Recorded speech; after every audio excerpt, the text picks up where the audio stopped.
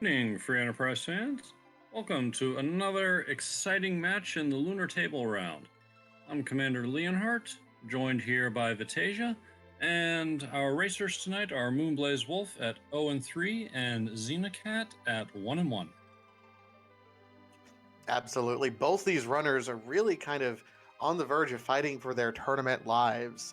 The top 32 eventually get pared down to 16 after they've had their first 6 races. Moonblazewolf, this 4th race, he's really got to have a win at this point in time. Ran into kind of a gauntlet in the first part, so hopefully he can get some wins off. Xenocat, although 1-1, not in great shape. You would really like to pad with a win here as well. Yeah, both runners probably feeling a bit of pressure. Moonblaze there are no easy roads in table, but Moonblazewolf's road was particularly rough. He's faced off against Silverfire, Flurry 14, and Possumorpheus. Xenocat, meanwhile, got their win off of actual JP and has also fallen to Possumorpheus.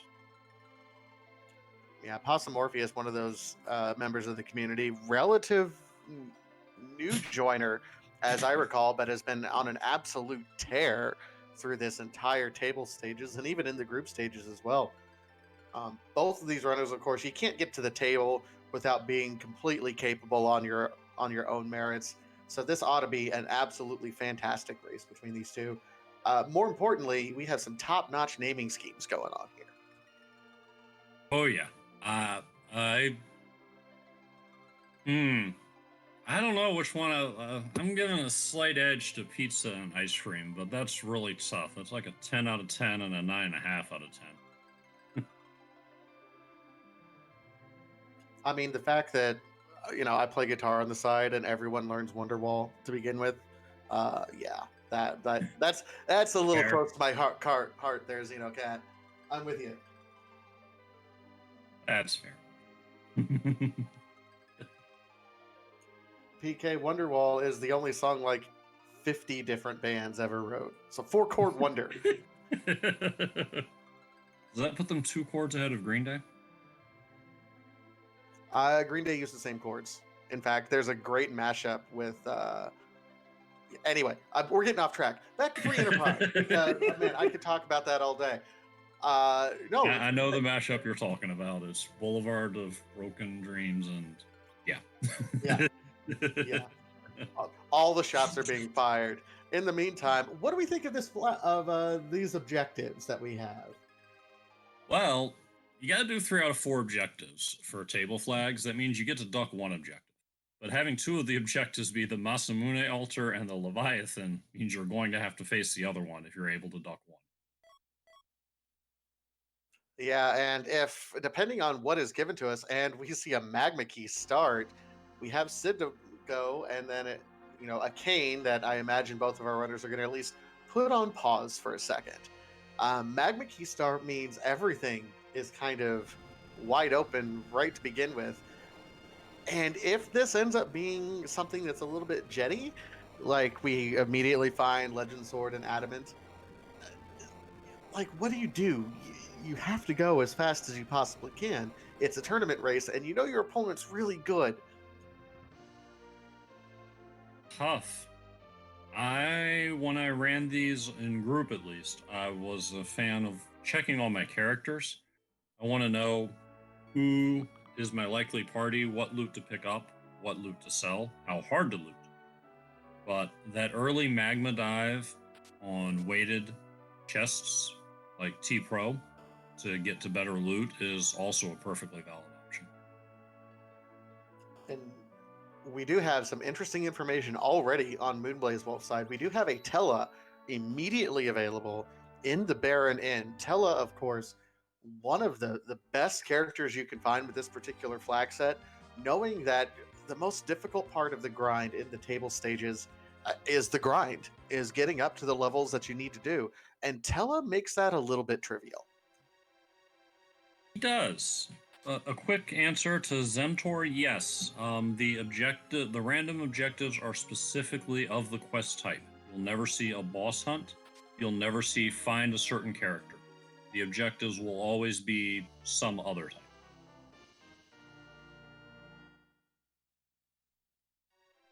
Yeah, that labeled, I mean, that really eliminates a lot of the random wandering around so that while we know what the quest objectives are, we can be intentional about what we do instead of just kind of wandering around and hoping to find, you know, it's boss hunts end up being very reminiscent of just a demist hunt, which, while fun, is not necessarily good for strategizing when you're trying to plan what you want to do. So we wanted to be a little bit more intentional. Yeah, a lot less likely to have a full clear on this flag set, which again brings that strategy into play. What is the best way to go about? Meanwhile, Xenocat is showing us something that we don't see terribly often, but it's a valid play. He's clearing out Dwarf Castle. With the flag set being what it is, this is a little bit heavier weighted because it is gated treasures, and there's a lot of them that are in a relatively dense spot. So you can get some decent gear up here. Normally, you've done most of your looting by the time you get to this point, but why not if you're starting off right away? Yeah, I would say, to your point, normally you've done a lot more looting by the time you get to Dwarf Castle. So if you're going to loot it, you better loot it early. It doesn't get much earlier than a Magma Key start. Too true. Meanwhile, Moonblazewolf is doing some initial character checks in the upper world in Dempsey, and we find another Sid. That's our third Sid. I Oops, heard you all like said. mechanics. I mean, you better like mechanics, or you're in the wrong place. It does open up some interesting strategies, though. One of the popular grinds that is available to us, that if you're trying to dodge a Tella, that is still available, is a Mac Giant grind. Similar in setup to the D Machine grind. Mac Giants, though, are weak against hammers, effectively. So if you have a bunch of Sids, even his wooden hammer does quad damage to it, and you can burn through that really quickly without having to rely on the weak spell. So if you're desperate, that's a possibility. We have another Kane in Mysidia, and most people's favorite white mage in Rosa. And those people are absolutely objectively correct. Don't care what certain people in chat believe. I know who you are.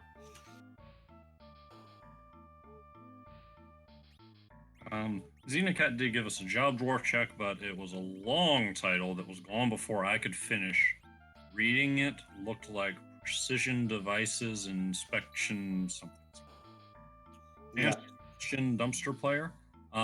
Once the character is put in your party, you can't get rid of them. So taking someone in is not to be done lightly. Anyone that you send away will go wait for you in Mysidia. Yeah, that's really the trick with this particular flag set. Is it's a very popular maneuver. You just kind of gather as many of the free spots as you can, and then wait to make your party determination after you've kind of seen the lay of the land. Obviously, that Tella is going to be very popular, but we're doing pretty decently. A Tella, a couple Canes, if you can find the equipment for them, and then a Rosa with your Tella to be able to level up. That's a perfectly valid and wonderful end game party if we can manage to get that setup going. Yeah, and Xenocat's looting of Dwarf Castle, I did notice a Blizzard Spear. That's not end game pain material, but it's certainly early to mid. And if a Rubicon ends up being a required fight somewhere, it'll be very useful. Yeah, Xenocat continuing his looting spree in the Underworld. I like the strategy of looting Underworld if you can. There's a Baron key that opens up some possibilities in the Overworld as well. Yeah, opens up one reasonable boss key item check and one character check. That basement's probably going to have to wait for some levels unless it's a particularly free boss, but the more things you open up, the better.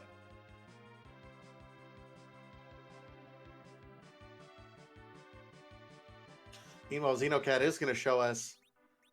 Oh, that's a horrible spot for Baigen. Oh, That's a rude objective number 3 right there.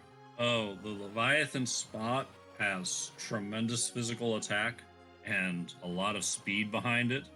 So I'm hoping a black mage. If I'm a runner and I see Bygone there, I want to find a black mage, ideally Palom, someone I can get to Quake. I want to spam Quakes. I want to keep knocking out those arms so that Bygone is spending a lot of time recovering them and less time punching me in the face.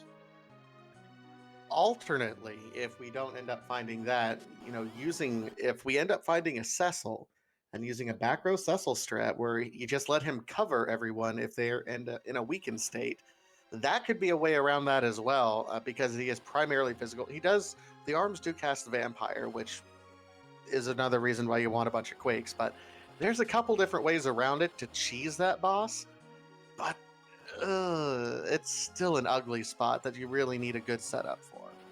Yeah, I do like the Cecil cover thought there. Also, it happens to be a Karate Man next to that Bygone, where Cecil would also come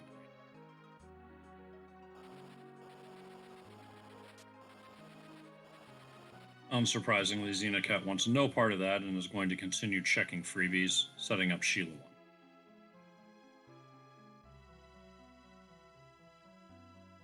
Tried for a little spicy loot there in Dwarf, but ends up having to reset to an early trap chest. Yeah, I think I spoke with Xenocat about his looting strategy after another seed before. He does like to take risks, opening a handful of treasure chests here and there. Sylph Cave is particularly treacherous just because of the sheer number of trap chests that are in here. But there's some good loot that can be had here as well. Yep, that is how our weighted treasure sets work. If it's hard to get to an area, or it's dangerous due to trap chests, or it's just plain out of the way and doesn't have any other reason to come there, it's going to get a bump. Moonblazewolf, kind of with the same reaction I think we all had to that Bygone and Punch Mage just standing right next to each other, like, oh, this is horrible, and immediately leaving.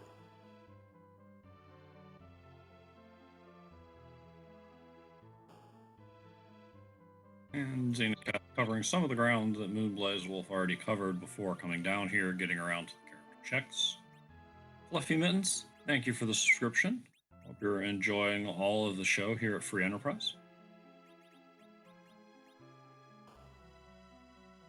Worth noting that early magma key is really doing nothing but extending what I like to call the first layer of a free enterprise seed. You always spend, I would say, the first 5 minutes or so in group or table stages, just kind of getting your lay of the land. Checking characters, checking item shops, doing checks. When you have an opening magma key, that almost doubles that time because you wanted to get all your checks out of the way in the underworld as well. You check your free item in Feymarch, check the bosses, talk to Yang, make sure you can initiate that Sheila 1 check as well. So, you know what? It's kind of interesting because all they're doing right now is walking over each other's footsteps. They're going to show us the exact same things that each other saw. I can't imagine there's going to be too much variation once they get really going, though. The first person to dive into Antlion is going to have kind of a slight straight line edge. We'll see how they end up deciding, though. I mean, with all these SIDS, you might opt to skip Antlion, of all places. Lion's second, personally. I would start with Fabul. I would have set it up as a double with that Sheila 1. So I'd like my 2 for 1, thank you. After that, I probably loop back to Antlion. I mean, Ground Flyer, I'm just trying to meme, and the meme is skip Antlion, right? That's the hip, cool thing to do with kids these days, right? Right? No, absolutely not. Do not listen to me, everyone. Don't fade Antlion. Bad idea. There's a reason I'm not in the table flags.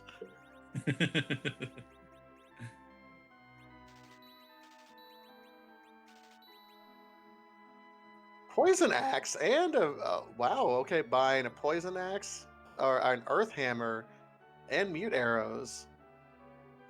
Nice pickups there in the Tomra weapon shop. I know Xenocat stopped there, but I don't know if Xenocat had the cash to be able to get all that. And cat with a very quick look at the bed character, and looks like it's Edge. That makes a Sand Ruby very attractive. Does it though? Semi-attractive. Semi-attractive, fair.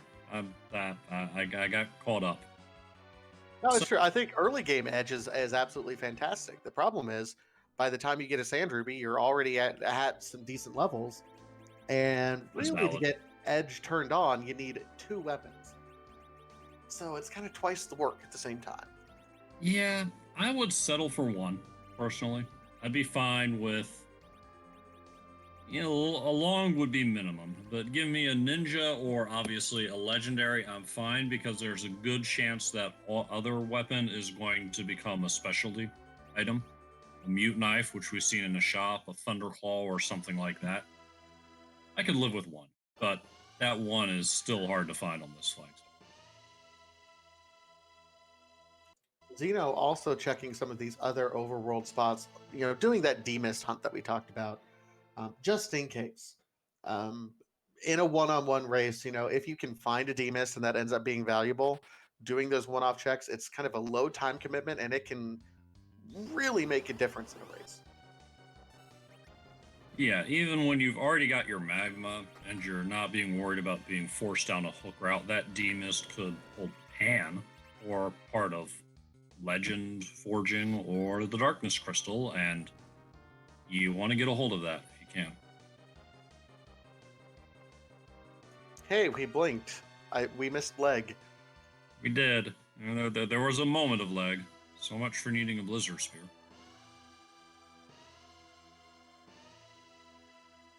Meanwhile, Xenocat is also going to show us what's up on the mountain at Mount Hobbs. Oh, moonblazewolf finds an Earth Hammer after he just bought a Moon Hammer. That's fantastic. It's always the way. At least you can sell it back for some money, but still. Ugh. Or maybe you take 2 Sids? No, you probably don't take 2 Sids. Not unless you're planning on Mac Giant. Oh my god, Vanilla Pan! Vanilla Pan! It's my favorite spot for Pan. Alright, Feymarch is my favorite spot.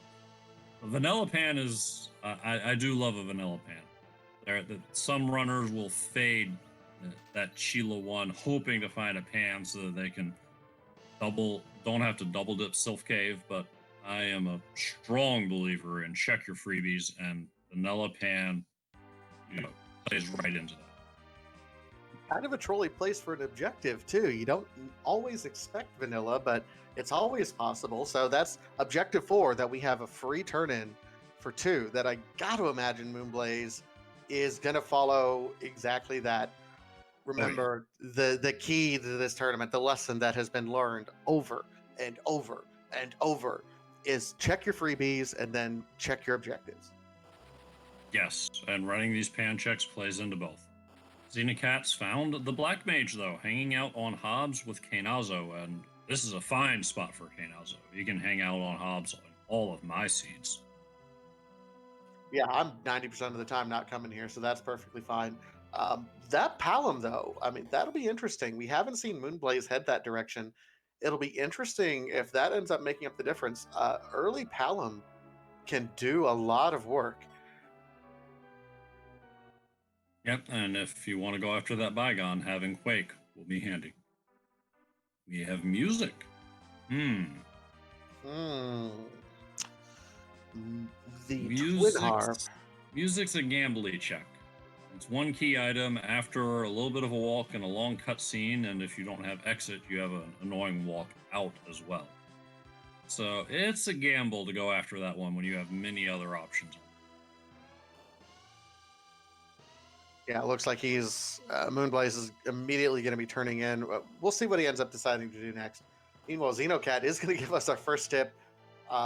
This is 16, almost 17 minutes into a seed for our first Antlion check. Oh, hey, there's the hook. Sure, why not? I mean, there's a rat tail around here somewhere. Also, more importantly than that, having the hook gives us access to the Eblin shops and the character there. Yeah, the Eblin shops are nice. They're not as nice as they were in the group stages. Remember, with Sirens and Bacchuses being absolutely off the table in terms of their location in shops, you're less likely to find really good goodies in that item shop, but there's still the potential for some pretty decent stuff there. Yeah, I think it's probably better for having the access to the gated armor shop, in my opinion. True, absolutely. Change to the loot is that, or shop flag, means that cursed rings have now moved into gated shops instead of potentially being available in the. Oh no. So Moonblazewolf went up to Kenyazo to check who the character was here and decided to do the fight. However, he had just been walking through the Sylph Cave. So his Rosa and his Sid were sitting at 1 HP to start the Kenyazo fight. Fortunately, Kainazo's biggest threat, the wave, is not a huge deal here, and he gets a good roll on the Grimoire and calls it a day. Yeah, that could have been a bit rough. Good news, though, if you don't bring the wave down, Kainazo will do nothing but throw waves at you. So you saw what the damage was there, even at a full hit point Kainazo. He could have cured through that and worked his way through the fight, even if that Grimoire hadn't been.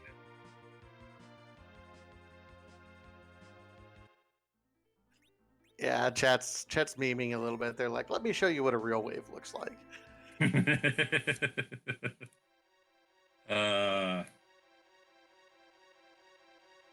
Most satisfying wyvern kills. Put up a wall, bounce a mega nuke. Have radius, summon Bahamut for another mega nuke. Trigger wyvern's mega nuke. Kill wyvern.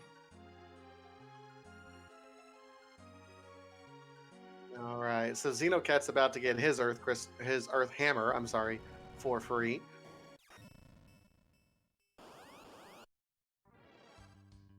And moonblazewolf is going to take down a Mylon Z with his Earth Hammer. Earth Hammer, of all things, deals fire damage, which the Fiend of Earth is weak to. So if you're up against an Earth Fiend in Final Fantasy IV, use an Earth Hammer.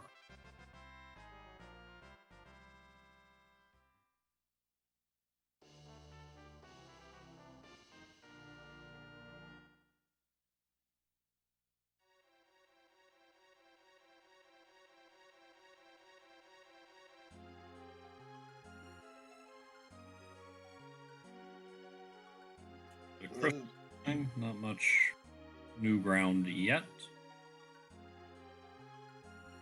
It's interesting. We're really kind of wandering around at this point. So Xenocat is going to go ahead and dive and do the pan portion, which is fantastic. I wonder where they're going to go next, though. We're at a point in the seed where we need to start making some decisions. Do we go pick up that Tilla? Do we go do Mount Ordeals? Do we try to fade that entirely? Looks like Moonblazewolf is actually going to be doing Ordeals now on the 3-person charge, which is absolutely doable with this particular party, but still no full party setups for either of our runners. No, and they're going to hold off on that. This is a bit early to commit to a full party unless you see something that looks absolutely golden, and I haven't seen that yet. If you can get up Ordeals, if you can get through, then Tella's fully online, and then it makes a lot of sense to grab him. But if you somehow get walled here, then you might not want to have a Tella that doesn't know all the spells taking up space in your. That's true. There are 3 bosses kind of sitting in a row, and there's some nasty bosses that are out there that will absolutely put a dead stop to pretty much anyone we bring up here.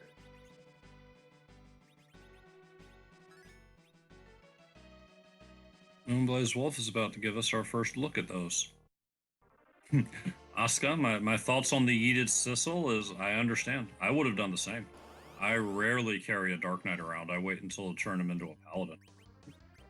Now, I don't expect Blaze to turn around and grab Cecil the moment he finishes Ordeals, but yeah, I'd eat him right there.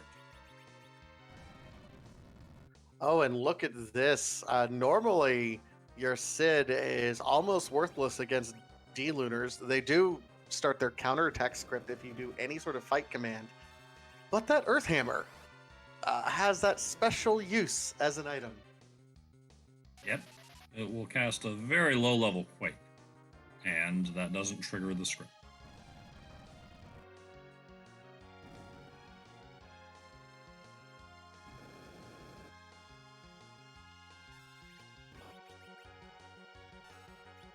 Just another fire spell from the Quack Kid, and this should be done.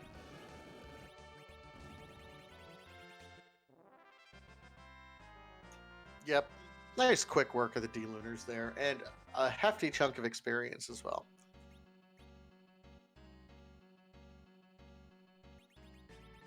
Aaron lore? Probably not. You know, you've got Atella. You've got plenty of other nice options for that 5th slot there.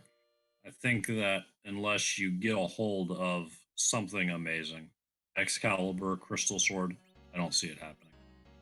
And personally, I'd also still want a Cursed Ring in case, you know, I have to go to Masamune Altar and something really rude is there. All the lunar bosses are up on Mount Ordeals. What is going on? Well, Lunar Cry lands on a high point. Makes sense to me. I mean, it's not supposed to make that much sense, but gosh. we frame our own narratives around the random set effect. There's some kind of metaphor.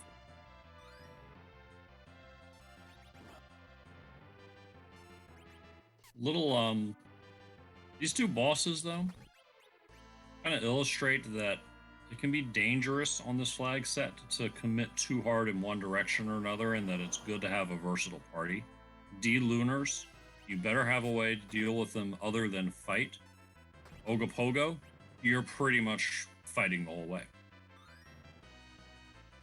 No, absolutely. And I don't know if Hallam has learned Lit 2 yet, but really being used primarily as an alchemist at this point, letting Rosa do, well, I guess also casting Cure, but you know. All right.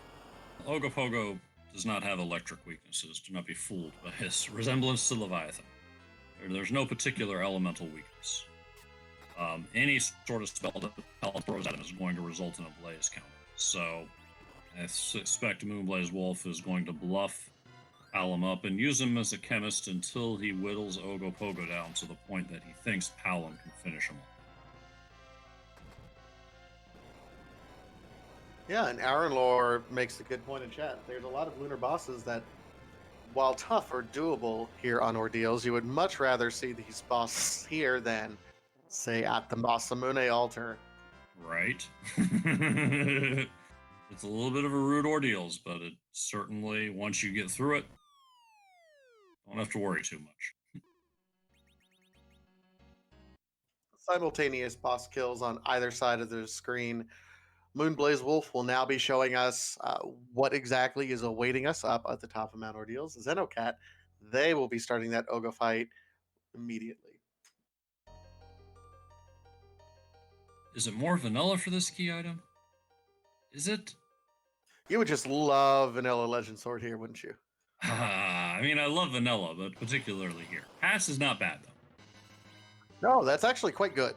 That means going up to the moon to at least even check that Masamune altar, and if it's free doing it, makes it a little bit more tolerable if we want to go do that. Moonblazewolf with a good use of J items, getting this fight out of the way before you can blink with a quick big bomb.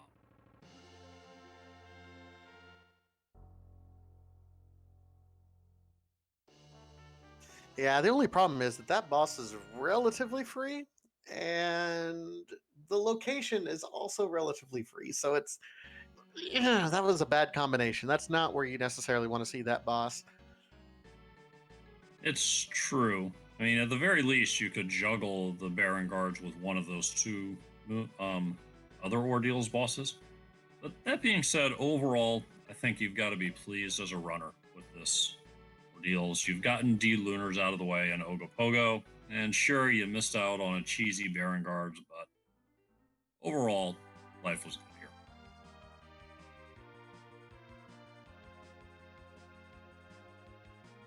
All right, some moonblazewolf now confirmed, got through, powered up that Tilla.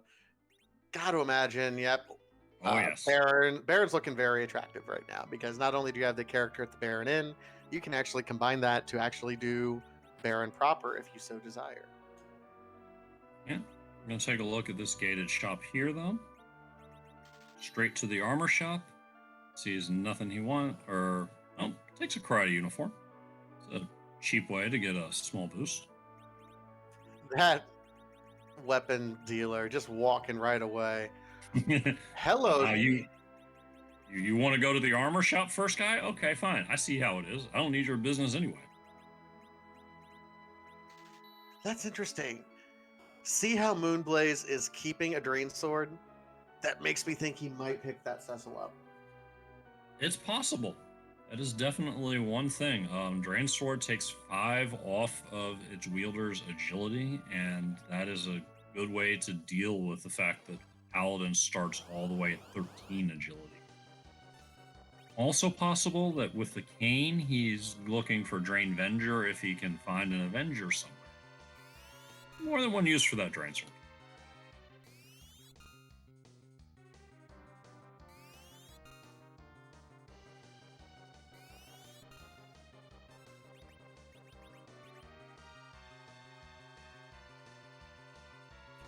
We're going to take a look at Xenocat, everyone. I have no idea what's going on with them, but we'll let you guys know as soon as we know something, one way or the other. In the meantime, moonblazewolf fighting Mylan. Not a bad spot for a Mylan fight.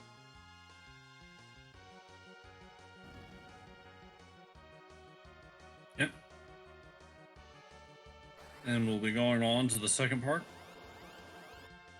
Finding Bahamut. This is, I mean, Bahamut's free pretty much anywhere, but here, you probably don't even have to burn. Yeah, go ahead, burn a Star Veil for fun, but just to be safe. But this spot is so slow that I won't be surprised if moonblazewolf takes Bahamut down before Bahamut manages to finish counting.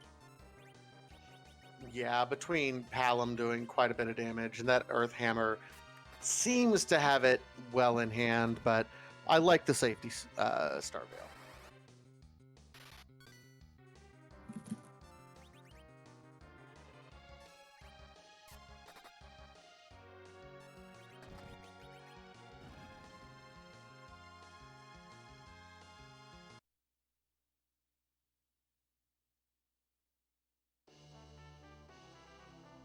Yeah. Oh, there's our Legend Sword. Hey, one step to dodge that vanilla Masamune altar. That's fantastic. Or possibly dodge Pet Rude Bygone, depending on what's at the altar. But yes. I mean, yeah, dodging Either something. way. To be able to pick and choose between those two instead of having to do them both, definitely prefer to pick and choose. Hail the wisdom of gorillas.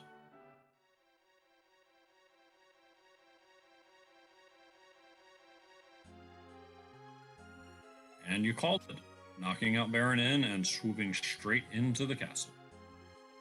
Anytime you can be efficient and check all those things, it's fantastic. The Gaia hat, ironically, best helm in the game for Palom. The only magic, like the wizard hat, doesn't give Palom his magic stat. Usually you would equip Rydia with a tiara, but Palom's a dude, and for some odd reason, they don't like people cross-dressing in Final Fantasy IV in the early 90s. So Palom, of course, cannot equip the tiara. Gaia hat is really the best equipment for him to get his magic stats up, which is weird. Yeah, only thing a male black mage can wear to boost that wisdom.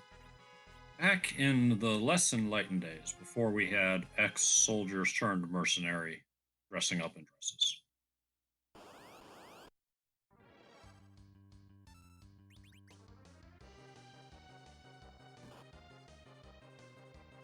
And the free Kaipo Guards fight available right here.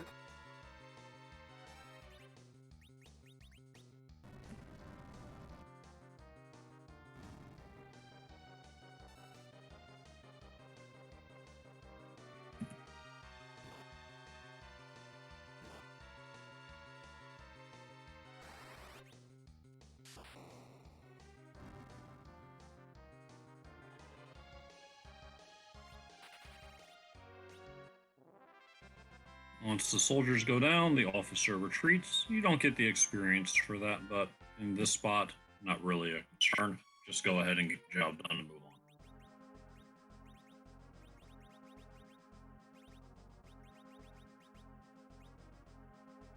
on. Okay.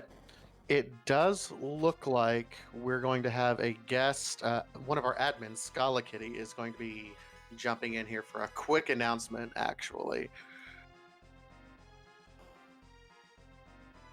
And here is Scala Kitty with that announcement. Take it away, Scala. Hi, good evening, everyone. So to kind of explain what's going to happen, Xenocat had a major technical issue, had a complete computer crash. But moonblazewolf, he was the one who got to decide, has decided that we're going to go ahead and we're actually going to re-roll this race. So, which is great. This is fantastic. But we are going to have to basically take a little bit to start everything over. So more than likely, we're just going to have to go to music for a little while for y'all. And then we'll get you all back here once the new race is started. So thank you all so much for sticking around. This is, these are just sort of things that can happen when we're doing a big online tournament. So give us all a little bit. I'm sure Neobari can hook you up with some fantastic tunes, and we will get everything back to y'all in just a little bit.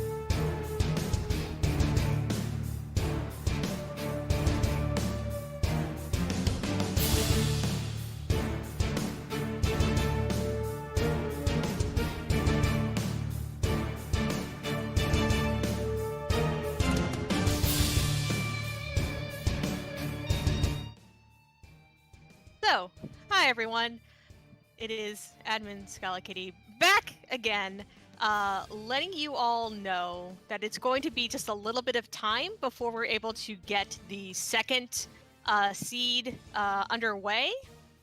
So, because we have a decent chunk of time, we're just going to do a little like lunar coffee table discussion. So if you have questions in chat, feel free to ask questions, and we'll do our best to answer some. If you are new to Free Enterprise and if you would like to ask some questions, please go ahead, toss out some questions. I have a question while we're waiting for the first one, Scala. Okay. What was the very first alternate Z flag that was created? Now, here's the thing. So I don't know which one was the first one that Board did, actually. I've never asked him. I can tell you that when I was brought on board, which was about 4 to 5 months after the first release of Free Enterprise, there were already about 80 sprites in the pool. So I don't know which one was the first one. I can tell you that the first one I ever saw was the Doom Train from Final Fantasy VI. That was the first one I ever saw. But it was actually Culex was the one that like sold me. Because I'm like, all right, y'all are throwing in like the types of references I like. That is absolutely fantastic. You did ask how many sprite variants for the characters are there? There are, if you include vanilla, 13. So everyone has their vanilla palette, and then there are 12 variations for every character. They were released in batches, so they were referred to as the Fab seasons. So there's Season 1, Season 2, and Season 3 that exists. Right now that they're all kind of mixed in together, but they were released in batches.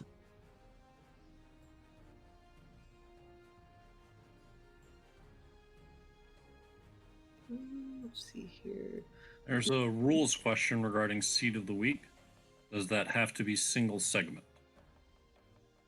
I believe since that is an async, so long as we have your final finish time, you're fine. But you do have to obviously pause, make sure your timer is paused, and get that logged accurately. That's more of a question. I believe it is Poidrak who currently runs Seed of the Week. Who has more hair, Fusoya or Sephiroth? Fusoya. That's an easy one. Because he also has beard. All over, yeah. Well, yeah, he's got beard too. There's hair front and back. And have you seen the picture out of Ultimania where that white hair is just going all the way down and across the floor and oof? Yeah. I mean, we call him the mop for a reason. For real. Fusoya is literally just hair. Your forehead. Cousin Fusoya. Is Board AI a meme, or is the AI actually getting tweaked? It is 100% a meme. Which Board actually thinks is pretty funny. Because if you have never met Board, Board is actually one of the nicest people. Board is a big old sweetheart. So Scala, when you're being sus and playing Among Us, do you also hunt Invent down first? Almost never get to be the imposter. The answer is always yes, though, because Inven is the only one in our group that's smart enough to learn all of our habits immediately and call us out in the meetings immediately. So you kill him first so you can't call you out. Unless you think his coin flip turned out bad and he's going to be your third imposter. But he's also fantastic for imposter. Yeah, he's also, yeah. Yes, I definitely do enjoy being imposter alongside Inven.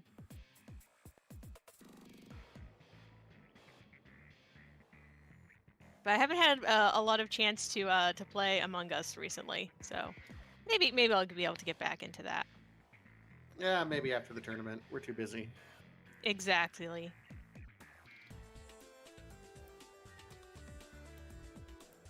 This is going to be so weird for all the people who are watching this later on YouTube. Yeah, they're like, what are you guys talking about? Nonsense. Well, because they can't see chat. So YouTube viewers, please know that we are having a discussion with the live Twitch chat. All right, what is... So, I mean, we'll open this up to everyone at the table then. What is everyone's favorite key item location? Like, what's your favorite check to do? Oh, music. Like, no question. Oh, always music. Music. Okay. Yeah, music is the most fun. Absolutely. I'd love to know what the Twin Harp song is. I definitely have a few favorites. They're all from FF8. But tactically, strategically, as a runner, I like my Sheila. I like early Dwarf Castle. Like I really enjoy music as well, but I feel like, especially in table flags, people fade Dwarf Castle so much because it's a longer check, and because I'm a bad runner, if I hope to win, I need to make those low percentage plays. So I like Dwarf Castle. I actually like the Ribbon Altar, just for the 2 for the price of 1. Granted, it's either Moon's Haunted or a very rude boss at Ribbon Altar for me. Oh, I still remember it was one of the when we were doing a lot of 2v2 races, where there was definitely one race where Inven went down to Ribbon Altar and pulled like both halves, like both Adamant and Legend out of it. And that was definitely one of the more, yeah, that was definitely a lot of fun. I can't remember, I think it was around that same time we also had the one time where I managed to break a seed, and I was so proud of myself. that is ultimate seed roller power, is if you manage to break a seed. I generated a seed that had 2 legend swords. Nice. How? It was an extremely corner case bug, where we had T-Trap on, but it ended up, for some reason, I think it was when we didn't also have the junk flag, the flag that lets you pick up like weird random items, and somehow the code got messed up, like in the rolling, and apparently unicorns and legend swords are very close together in the item like database. Huh. So it just randomly decided, oh, Legend Sword is going to be a junk item. Yeah, well, it was still in a trap, but it apparently was supposed to be a unicorn. And then it was just like, yeah. I'm responsible for the fix the bug where the additional legend sword could be found in a trap chest in either Eblin or Lower Babel. I had the reason why that's in the change log. Slow clap there. I actually... Oh, go on. I was going to say, would you say that's your proudest FE moment, or do you have an FE moment that you are most proud of? Ooh, for me? And like weird corner casey things like that. I know Aska will appreciate this one. Originally, the spoon was bugged when we first allowed Edward to equip it. I've heard about this one. Yes, where it calculated his attack power by adding the attack power and then the spoon's 255, which of course the game couldn't actually handle. So it then was an underflow bug, and it just would give him like really paltry one. And then I was the one who found that bug, and so I made sure that Edward was a proper glass cannon. But yeah, Ground has it. The reveal of Animalsmas at ADGQ 2019 is probably my best FE moment, because I got to be in the room for that, tracking that race, and I got to hear everyone like cheer and be really excited. It's either that or at RPG Limit Break when we had the FF4FE race there. And we had everyone in the room do whose butt are we going to kick tonight, like in unison. Wow. That was really, really cool. Very nice. How about everyone else? Do you guys all have a favorite FE moment? Mine sounds okay. It's gonna be dumb, but I definitely am the newest runner of FFE or FF4FE in this group.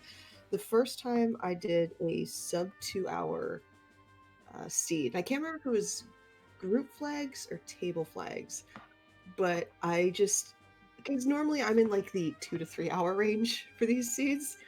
So hitting that sub 2, I had to look away from my computer as I was streaming because I kind of started tearing up. But yeah, that's Aw, that's really sweet, That's though. fantastic. I'll tell you my favorite FE moment, and Oscar, I don't know if you were around. This was before objectives were a thing. I don't even remember if it was a community race or what was going on, but there was some race that happened that like our crystal, like we got crystal go mode, and then the pass was one of our first items, but all items in shops were free, and it just became a hunt for apples and some other item to kill Zeromus. And there was like 8 of us that finished sub 30 minutes all in the same time. And it was a large community race, and everyone was going back, and that's the closest I think I've ever come to finishing like within seconds of Penguinator, and I'm very happy about that one personally. But ever since then, I've been terrified of any like open go mode seeds because that just becomes a rush to go as fast as you can. it reminds me of there was a seed of the week not too long ago where it was just find the pass, and like you could tell who goes where initially, and I ended up finding mine in like 7 minutes. So I can say I have beaten Invenerable once. Yeah, that's the only one I've beaten him into is that particular. I will cling to that. Commander. My favorite, it wasn't actually on stream, in a way. One of the first times I got restreamed in one of the community races between the tournaments, I didn't do well. Still learning the randomizer, ran up against something, don't remember which one. This wasn't the dreaded Kainaza. That was not my first time, but it was something similar to that. I just beat my head against the wall over and over and was probably in last place by 15-20 minutes. And I got done with it and shook it off and wanted to go watch it to see the other runners and what they did better, but was dreading a little bit what chat might have to say about my performance.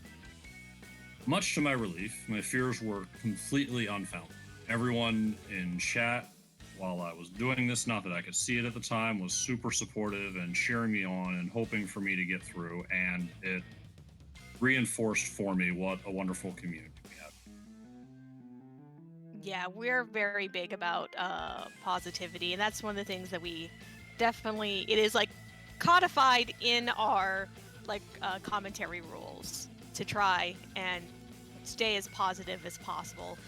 And I think that ends up reflecting back on chat in a lot of ways. And thank you, chat. Thank you to those of you who watch live, to those of you who watch us afterwards on YouTube. The fact that y'all are so good, so kind, and so welcoming is actually very, very deeply appreciated. Because, you know, we could, you know, do the dev work on this and put in the tournament work, and it's a lot, which is a lot of work on both sides of that. But the absolutely amazing community that has sprung up around Free Enterprise makes it all worth it. Makes every moment of it absolutely worth it. And just thank you all for all the love and the support. We do deeply appreciate it from each and every one of you. 100% agreed. Aw, I love you all too. Aw, you get all feelsy. That's okay. That's Virtual that's hug. like virtual hugs. Virtual hug.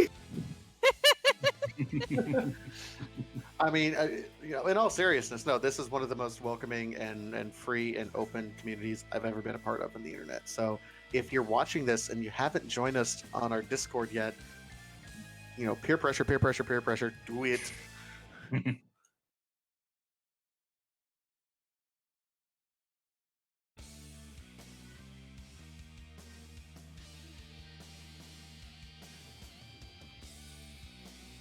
Thank you so much, Awesome. Newport, and thank you all for sitting and chilling with us.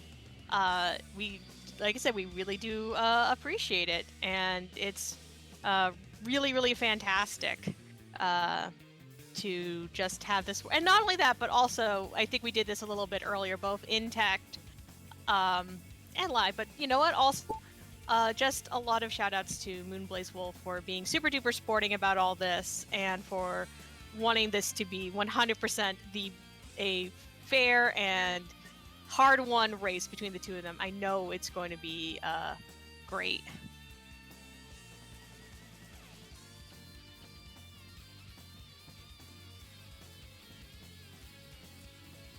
No, absolutely, and we're really looking forward to getting things started. But otherwise, I think I might be quiet and give us a little bit of downtime before we come back to you.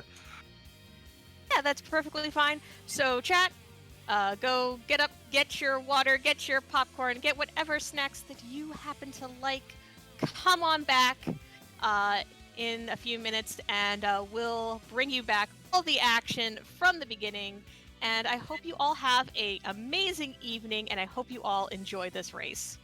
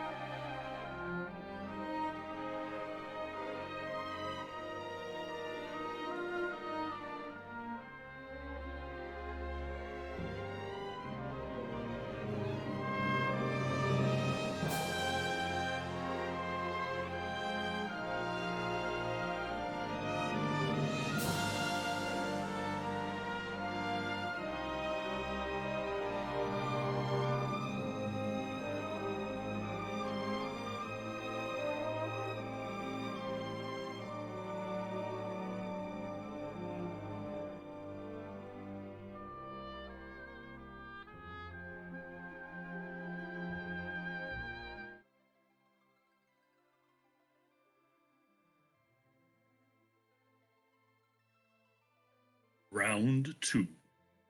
Fight. And welcome, everyone. It is indeed round 2. Moonblazewolf versus Xenocat. About to get things back up and rolling again. Thank you, everyone, for your patience. And as we get things rolling again, credit, of course, big shout out to Moonblazewolf, who understood the technical difficulties that were going on and wanted a fair fight. This is the Lunar Table stages. Moonblazewolf is sitting at 0-3. Xenocat, they are sitting at 1-1. Both runners really could use a win out of this tournament. So we have a new set of objectives and a whole new start. This is a much faster set of objectives than we had seen previously. 2 freebies: complete mount ordeals and defeat the boss in the Mist Cave. How are we looking at these objectives here, Commander? Yeah, agreed. Much jettier. The first one, I was trying to bend over backwards to find a way to make it look jetty. This one would take a lot of work to make it rude. We'd have to hide the tower key and part of Forge up on the moon and put darkness somewhere rude or some really weird combo. Yeah, it's going to be a little bit difficult to make this because of those 2 free objectives, and we only need to complete 3. So, we gotta hide that tower key somewhere. I mean, tower key plus underground access, and then eventual access to Zero Mess makes this go mode. Forge, Legend Sword, and Adamant as well. This could be very, very quick. We might not lose a whole lot of time once it's all said and done. Yeah, and Solaris in chat is pointing out the most likely way to make this rude is that it could be a hook seed. We started with Magma last time and got that off the table, but now, if it's a bad hook seed, then the objectives really don't matter at that point.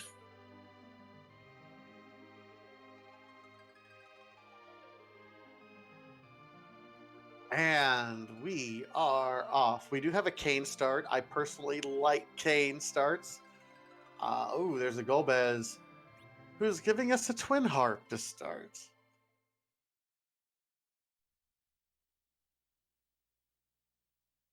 Well, hopefully that Twin Harp ends up being required. We all love to hear the music. It would be interesting. Twin Harp is one of those locations that the community loves. We all love to see it. But as a runner, you hate to see it because it's a long cutscene. Yeah.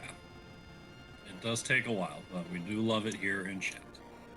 Now, with the jetty objectives and that Edward showing up immediately, I imagine both runners have Edward strats in their mind. Even if they're not comfortable doing themselves, they have to be wondering if their opponent is going to make that play.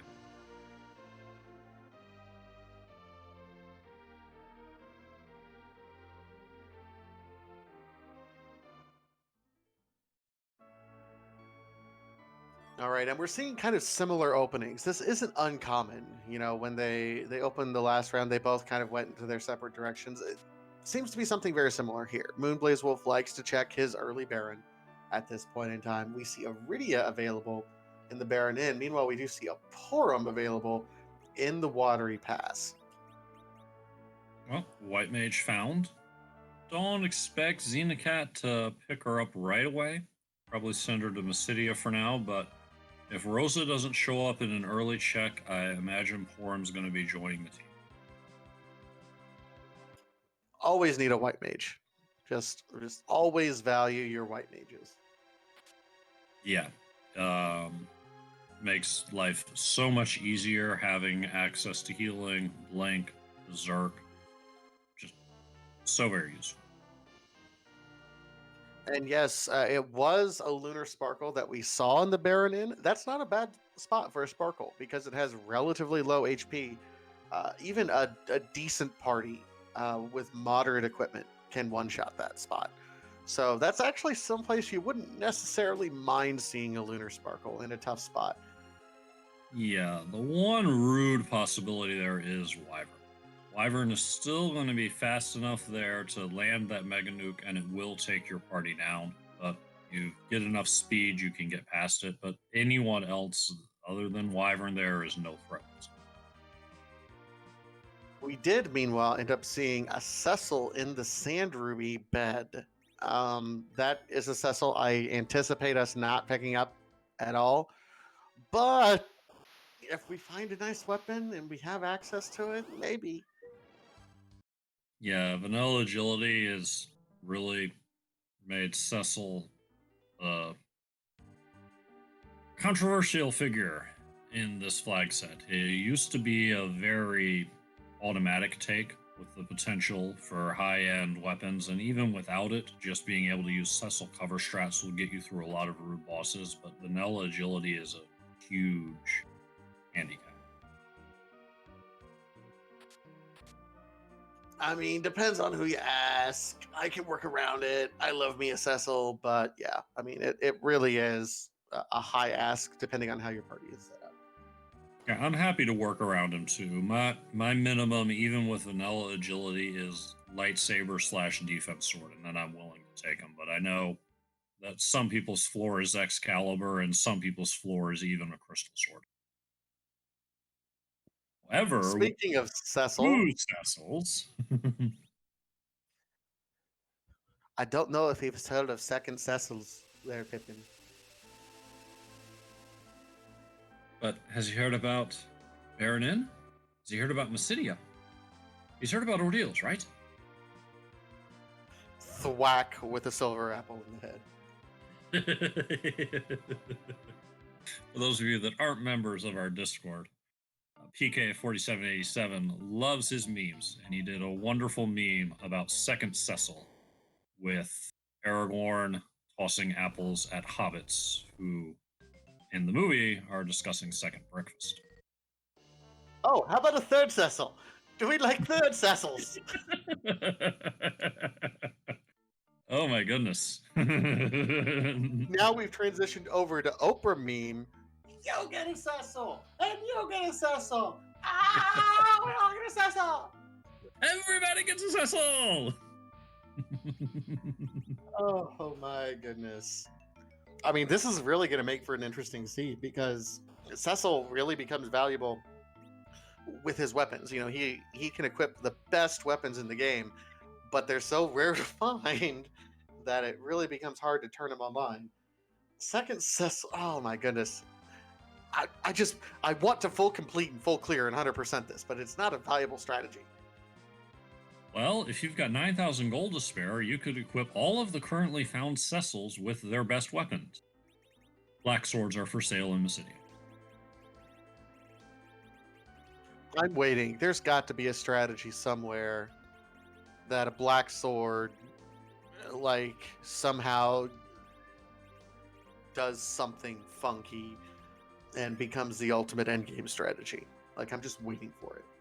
Oh, I mean, I'm thinking about some of the things that don't have a boss bid, except that they go ahead and make them immune to instant death. Like the D Machine, for instance. Like, if D Machine wasn't immune to insta death, but I'm stretching. Meanwhile, Xenocat, oh, I feel sorry for them. They dive in there thinking, hey, Antlion, this is kind of a gimme fight, right? No. No, absolutely not. That is the alternate Fabul Gauntlet. Now, under normal circumstances, if you don't have the flag turned on, the Fabul Gauntlet is just 5 fights that you would normally see at the Fabul spot scaled up to that normal level. However, we have the alternate Gauntlet turned on, which means instead of 5 of those fights that you normally find in Fabul, you get 5 random encounters from the vicinity you're in. And Barabbas is pointing out in chat that Black Sword on a Dark Knight doing some AoE Dark Waves doesn't sound too bad. No, it does not. And did I just see Xenocat go and pick up a Cecil? Are we going to see that Black Sword pick up?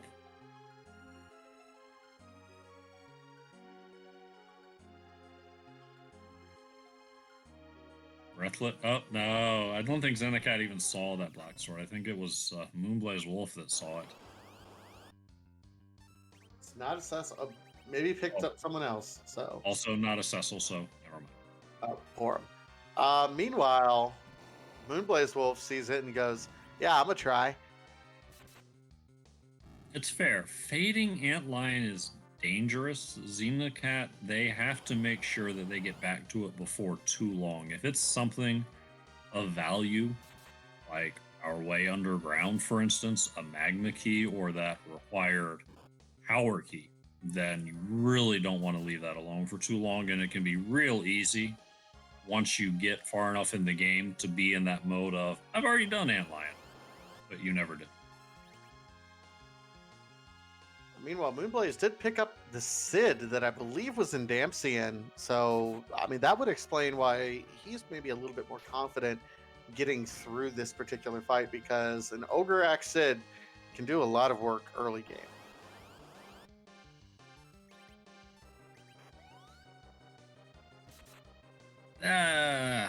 That mom bomb could be worse, but yeah, kind of hate to see it here. Not so much that it's a threat to take your party out. This spot is a very weak attacker, but you're gonna have to chew through some hit points, deal with an explode. It's just time consuming. Yeah, not exactly what you want to see first thing up here. I might even be tempted to fade it in favor of doing Fabul directly. I don't see a great reason to do Ordeal. I mean, other than it's an objective, I suppose. Which, yeah. Right. It is an objective. Plus, you can only fade so much. Xenocat, they've already faded Antlion. So you go around fading everything, you're just not getting anywhere. At some point, you have to accept an unpleasant fight.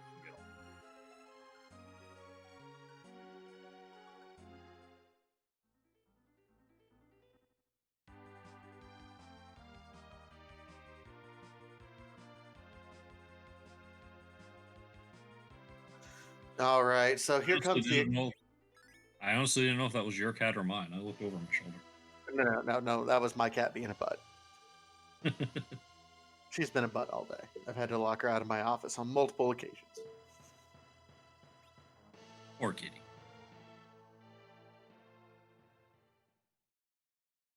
All right, so Porum is taking a bit of a nap now.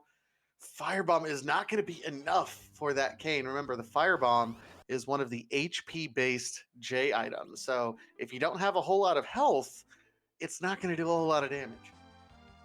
Yeah, it'll blunt the explosions a little bit. The explodes that are on the way deal damage equal to the bomb's remaining hit points, but this could still be troublesome. Sid, on the other hand, is going to kind of laugh at these explosions. Oh, yeah, this is not looking good for Xeno. Yeah, that is unfortunate for Xenocat, but what really got my eye is Moonblazewolf made a very spicy Chocobo Forest check outside of Ordeals and turned up a Cursed Ring. Oh, that's spicy. That Sid is going to do a whole hackathon of work up here. So Sid and Kane versus versus Kane and Porum. Yeah, Xenocat is taking the long walk out of here and says, I got to do something else. It's rough. But yeah, the damage from the Ogre Axe is going to chop through the bombs quicker after the explode, and Sid's got enough HP that can probably handle the explosions afterwards. We'll see how this turns out. Well, and if Moonblazewolf has the same Firebomb, I'm not sure where Xenocat ended up picking it up, but if Moonblazewolf has the same Firebomb, Sid's a much better person to use that particular because of his HP pool. I think Moonblazewolf might have used it to get through one of the Antlion things, but I can't swear to that. That's fair.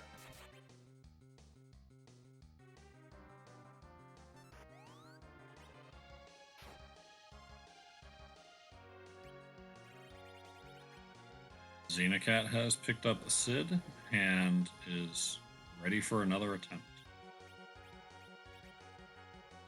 Got a flame spear for Dragoon, so handing the Ogre Axe over to Sid works. I think they'll be through just fine on this go. The initial time loss hurts. Moonblazewolf is definitely in the lead early on. Yeah, that said, it's a randomizer. Anything could happen at this stage in the game. Oh yeah, plenty of race to go. Even if this turns out to be Jenny. Barbas does make a point. Flame Spear on Kane does allow for some AoE shenanigans.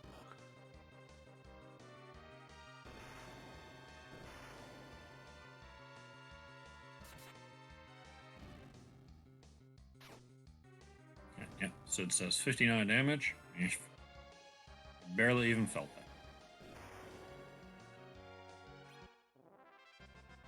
And another explode on that Kane. He felt that one, but still gets through the fight. I would say he felt that one, yes, definitely. Safety save. That's it's a great thing to do right now. So the difference is Xenocat does have a Porum at this point in time, so commit a little bit further party committed than Moonblazewolf right now. Oh, here's our D-Mist. Excellent. Love to see bonus round. You can check that box off of your mental worries.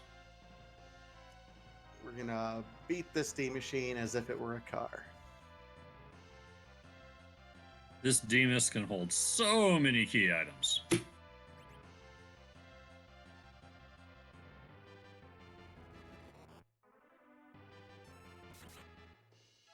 Awesome, Morpheus. I see what you're saying in chat, and that, sir, is too evil to speak into existence. And yet, it didn't stop him. I mean, I think you naturally want to wish for seeds to be evil when you're not the one rolling them or running them. Right?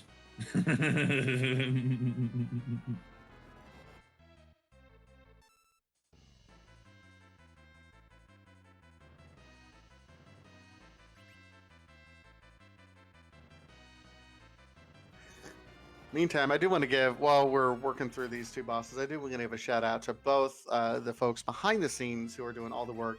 Neo Bari with rolling the seed and doing the restream, and then Asuka, who not only is doing tracking, but apparently also offering commentary on our commentary in the chat channel. Thank you so much for all the work that you both do behind the stream. Thank you.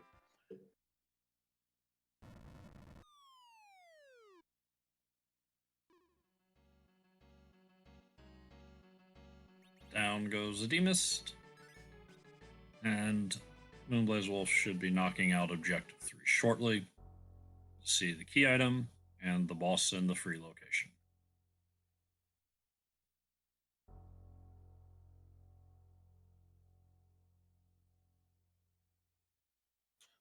Do we get our first taste of vanilla here, maybe? Perhaps. No. No, it gets worse. But you better do that objective. Fortunately, both of our runners are. You've got D-Mist, you've got Darkness Crystal. Ordeals is loaded. And you get to find out that Odin's out of the way.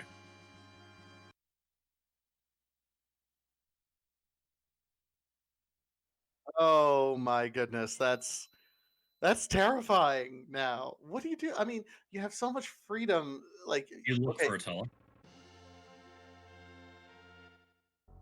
I mean, yeah, that's not exciting. You look for Attila. You check Moon for Attila. If you haven't checked any character checks, you look for Attila. Your mind is on D machine so that you can tear through whatever gets in your. Alternatively, well, we still need a way underground. Oh God, I just had something stuck in my head and I can't get it out.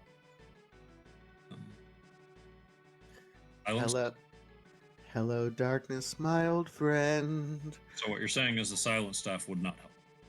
D-Machine calls to us again. Because the week is casting sleepy. Okay, I'm done.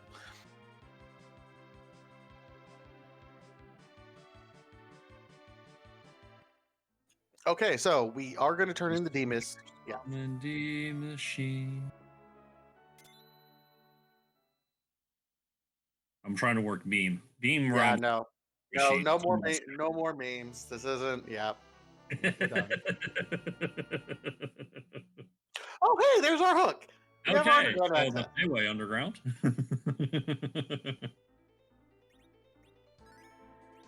The question: do you check other things in hoping for a magma key? Do you do things like, Yes. I mean, Baronin at this point in time? Do you do Twin Harp?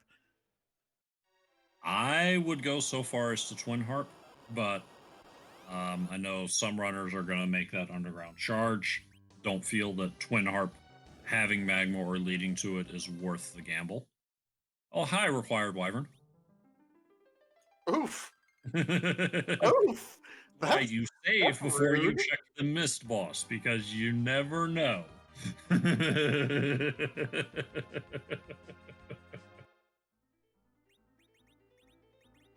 Granted, this is a slow spot, so you can just shuffle your anchor around if you need to and take care, get the battle speed down, and or not even shuffle your anchor. Just rely on Kane being fast enough to get a veil in. But it's a nice little surprise.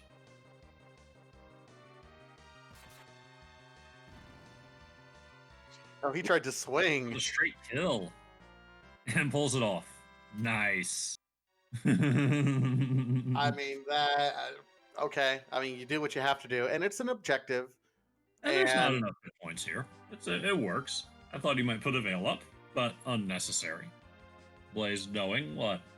I think my cheat sheet is going to tell me 468 hit points, but it's somewhere in that neighborhood.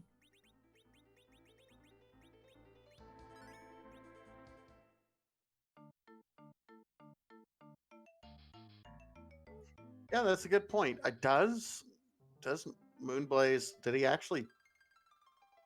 Does he still have the hook? Don't know, but as Max Frost is pointing out, when he goes to land on goes to pick up the hovercraft and instead lands on it, he'll figure out real fast what's going on. I've done that. I mean, I think we've all done that at some point.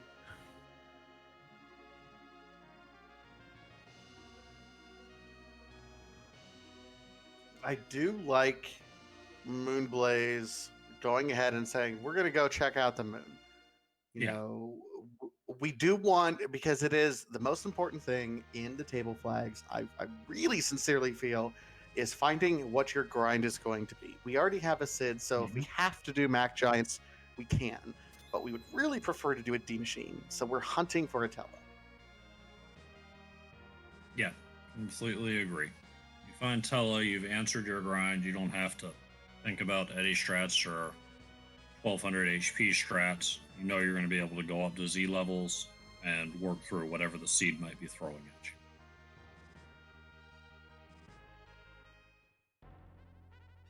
I mean, I've even been crazy enough to go ahead and loot Bahamut Cave because there's no trap chests and the treasure there is kind of decent. Yeah. I'm not saying I'm good, but you know. No, I mean, I've done it. And it's cost me. And so I have a little anti confirmation bias here. But speaking of moon characters in Tella, Hello. but I am. Hello, Budget Fusoya. Nice to see you. Alrighty then. D Money is live.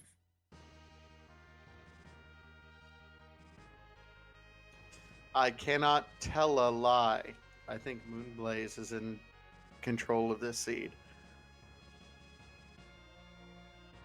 Ah? With Ah? that.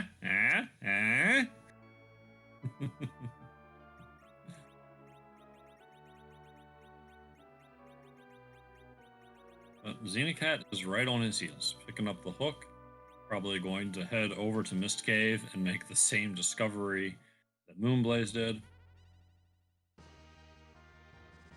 Find some Ether 2s that are up on the moon as well. So that'll help with the telegrind as well. I think at this point, you might just get your party and go grind. Oh yeah, I would. Absolutely would.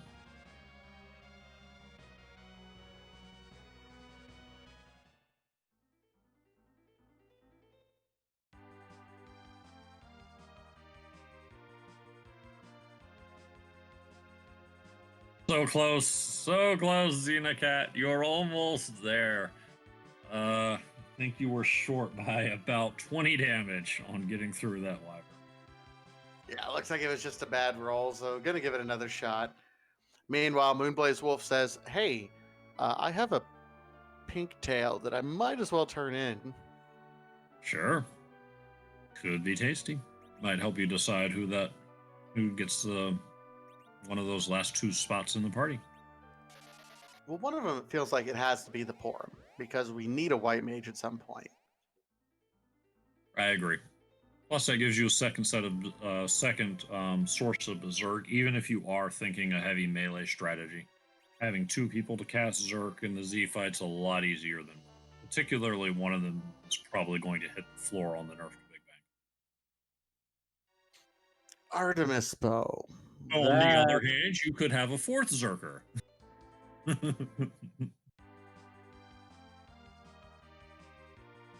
I mean, good bow, good, Yeah? good, cool. But yeah, I was really hoping for a crystal sword. Well, we're Cecil fans. Of course, that's what we're hoping for.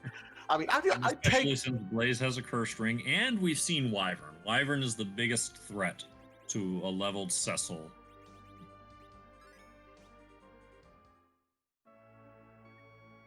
It's a Spriggs asks, can one do oops all Zerkers? Yes, there's actually already a meme established for that. We call that the Quint. Quint. The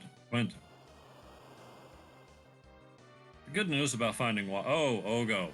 Like, Yeah, hello. it's the best spot. Is this like just about the best spot for an Ogo? That or Mist Cave that we've already seen? Yeah, I mean it's a little rude because all it does is lower your HP for the next fight, but True. yeah, all he's gonna get off is those big waves. Yeah, it's true that it does cut you to half going into the second part, and depending on who's there, that could be painful. But Mylon Z is not the person that frightens you here. So, Commander, I trust your knowledge of the game much more than I trust my own, and there is a rumor that I heard about Mylon Z. Mm-hmm. That Mylon Z is actually floating because that was the only way the programmers could get for him to be immune to earth damage. The rumor's true. And that he's the fiend of Earth, and they wanted him to be immune to Quake. But Earth isn't actually an element in FF4, so float is how they worked around that. It also means that he's especially vulnerable to arrows and spears.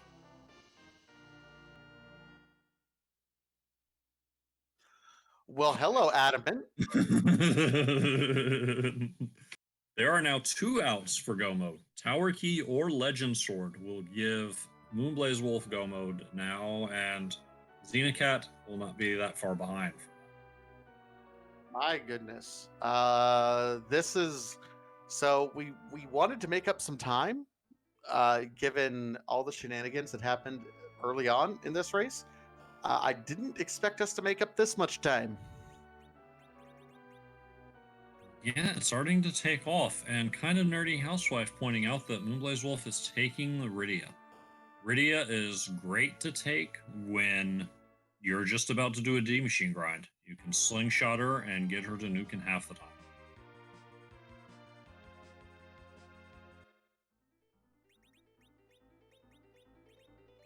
Yeah, and it does look like Moonblazewolf is setting up the D-machine manipulation at this point in time. Now, this is kind of interesting because it's not necessarily manipulating the RNG, it's manipulating the encounter tables. And I know that sounds like I'm splitting hairs, but the idea is that we want to know what random encounter table we are on. So we count the number of steps outside Baron because we do not know exactly which random encounter table we are on. Count the number of steps to figure out what our first encounter is, and then we have this handy dandy chart that was put together by one of our community members, Twisted Flax. Shout out to all of our community members who do that research. And that chart will tell you how many more encounters you need to do outside Baron, and then you stop your encounters and you're set up for your next encounter inside the Giant of Babel to be the D-Machine grind. Yeah, and this is in response to the can't run flag being added to the tournament. Normally, you just go straight to the area that the machines are in and figure out what seed you are there, but that's just a little too dangerous.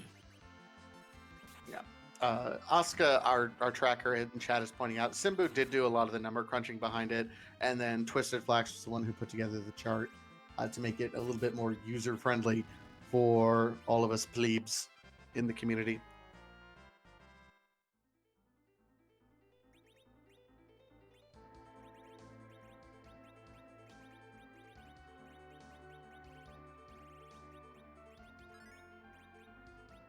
moonblazewolf is happy with the setup, getting items in order, and should be heading to the giant shortly.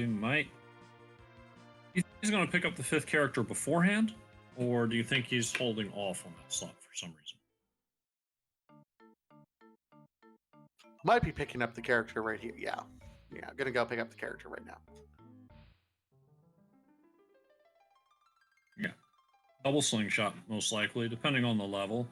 The way the slingshot works is that the median level in your party, once it's full, that would be your 3rd highest character, is compared to the levels of the 2 characters that are below. And if either of those 2 characters are 5 or more levels below the median, then they start getting double experience until they catch up. With a grind like D Machine, where you can literally get 1,000,000 XP in one fight, being able to double all of that is huge.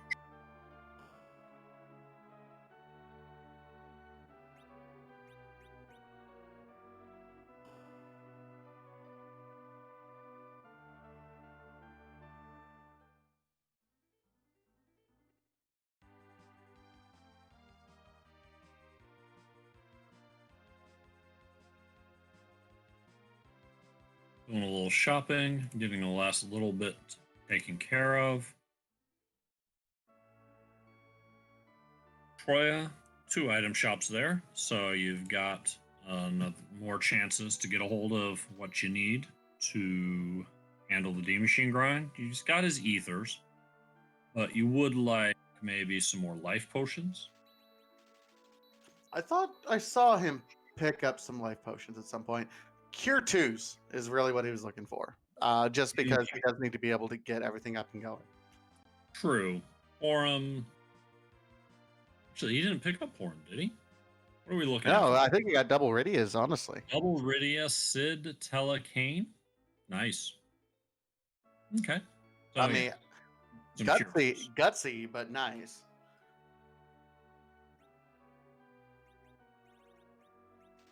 It's doable. You know, be a little careful. Did we see a Sylph running around as well? Although if those Rydias are level 1, that doesn't matter. Yeah, there were some sylphs that were running around. I think the sylph was available up on Mount Ordeals in one of the treasure chests. Yeah, but a base level Rydia can't pull that off. She doesn't need too many levels, but moonblazewolf did knock down his Rydia early on, so that isn't going to be an option. And yes, you're right, Solaris. The Ether 2s were on the move. And in the moment, Moonblaze is on his way back to the giant. We do have Scala here, who is going to join us for another announcement. Hi, everyone. Unfortunately, Xenocat's computer is continuing to have issues. What the runners have decided is that they're just going to cancel out this race as well. They are going to go ahead and reschedule. So this match will happen, but for the sake of fairness, we're going to give Xenocat a chance to look over what went wrong, try to see if they have some ways to fix that, and so that way they will be able to race, a completely even footing, and hopefully be able to take care of these issues that have cropped up. We all again are with this race as well to both moonblazewolf and Xenocat as well for doing their best to try and stick this out and make this race happen. So we'll do our best, as much as possible. What we're going for you though is to go ahead and Raid RPG Limit Break. They are just about to get started with Invenerable versus Dia, which I know has been a race a lot of people have been looking forward to. So we're going to go ahead. Please take all of that wonderful, wonderful energy that you've given all of us this evening and bring it over to RPG Limit Break. And we hope that that will be a really wonderful race. But also, as a reminder, please follow and support our two runners this evening, both Moonblazewolf and Xenocat. Please give them your support. And also, please give tons of support to our absolutely amazing restream team, to Commander Leonhardt, to Vistasia, to Neobar, to Asuka, who all did an amazing job tonight, even with all of the issues that we ran into. So I thank you all again for being so wonderfully understanding. And let's go ahead and raid Lemon Break and get really hyped for Invenerable and Dia. So thank you all so much this evening, and we hope that we'll be able to bring you Moonblazewolf and Xenocat's rescheduled match very soon.